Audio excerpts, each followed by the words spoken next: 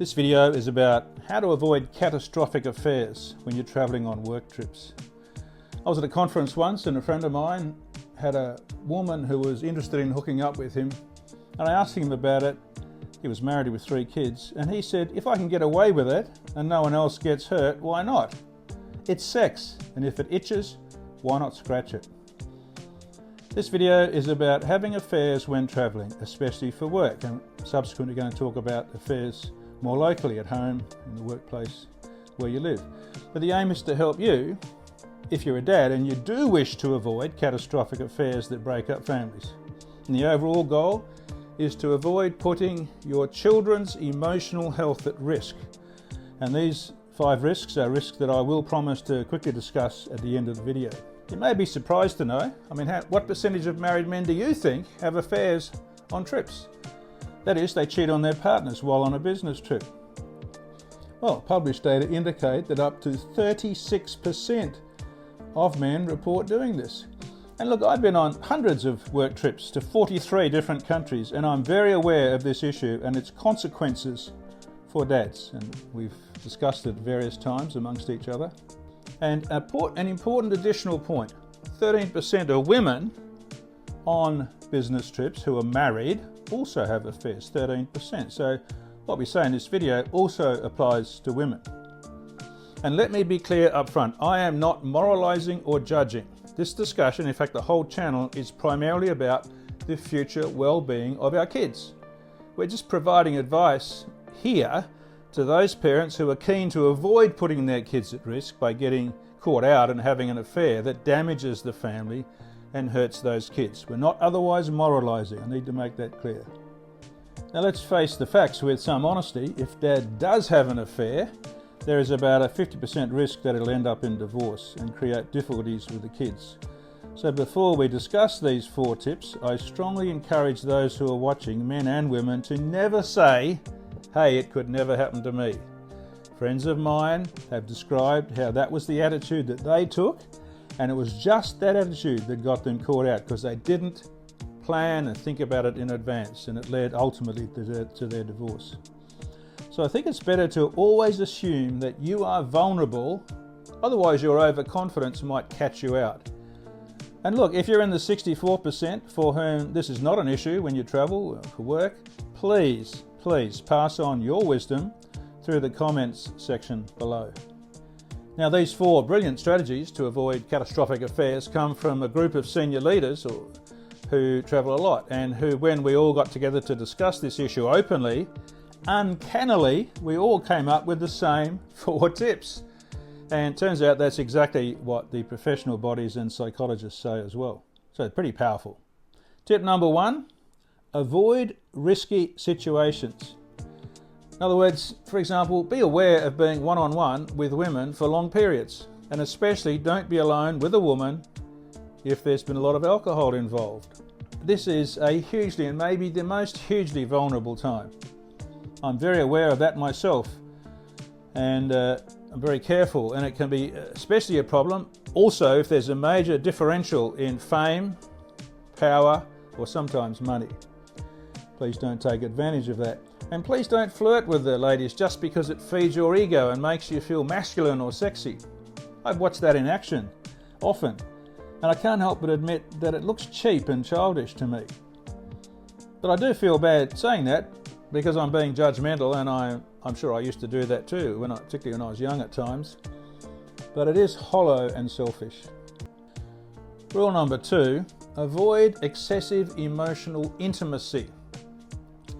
If someone is starting to look interested, always talk about your wife using positive words, and talk about the kids, and avoid oversharing, which can lead to emotional affairs and phrases like, my wife doesn't understand me. And if you're a kind, empathic person, this is a big risk, and you can sense it. But really, it's also an opportunity to be genuinely kind and compassionate without looking like you're trying to get her into bed, especially if she starts to seem like she wants that to happen. Sometimes you're the first male who's shown any kindness and empathy towards them. And this is exactly the same, of course, it is for pastors and priests and caring doctors. That caring can create emotional vulnerability and put you at risk. So be aware of that and talk warmly about your wife and kids, as I mentioned. Tip number 3 is to share a room with colleagues, although only, of course, if they are supportive colleagues and not sort of out on the hunt themselves. One person has told me that but for this strategy of sharing a room, he could well have ended up in bed with an attractive colleague with whom there were strong emotional feelings, plus alcohol, but he had nowhere to take her.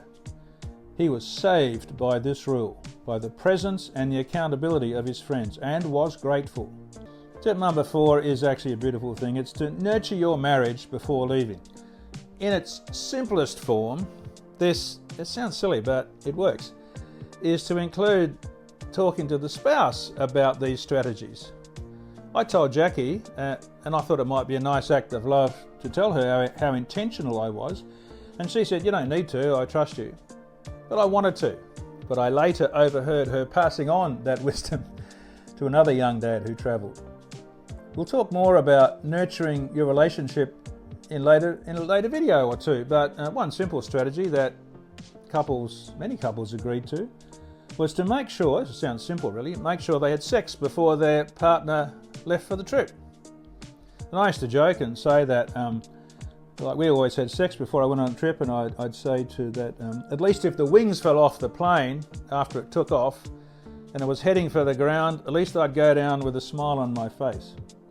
One wife who was aware of the value of this strategy said that if the wife doesn't actually feel like it precisely at the time the husband's about to go on a trip, she should go ahead anyway, with an attitude of gratitude, enjoying the fact and the reality that this person loves me. He loves me and wants to be safe. It's a beautiful thing. Love is patient and kind, and it's full of grace. It's about giving. If we nurture our closest relationship, we are way less likely to be vulnerable to physical or emotional affairs. Now, dads, you will be tempted, but remember then and be aware that human survival biology creates an inbuilt deceptive survival drive. Attraction and sex are disproportionately powerful urges at the front end, but they can generate enormous regrets, of course, at the back end. You must have experienced that. But it can make men think that an affair might just not be all that bad at the moment of decision, and maybe they can get away with it. But it's afterwards that regrets flood in. So again, I strongly encourage you to decide on these strategies in advance for your work travel. Now, I promise to finish by quickly reminding you of the well-published negative risks of affairs on the mental well-being of your children. Here are the top 5. The first is anger. Up to 90% of children feel angry, and some get aggressive toward the cheating parent. And in some cases, I know that anger has resulted in that child not speaking to the parent again for years, and sometimes forever. The second risk, psychological withdrawal and anxiety and depression. The third risk is loss of concentration at school, impacting their academic performance. The fourth risk is that they themselves struggle with forming trusting, healthy romantic relationships compared to other people because they've experienced the effects of lack of trust.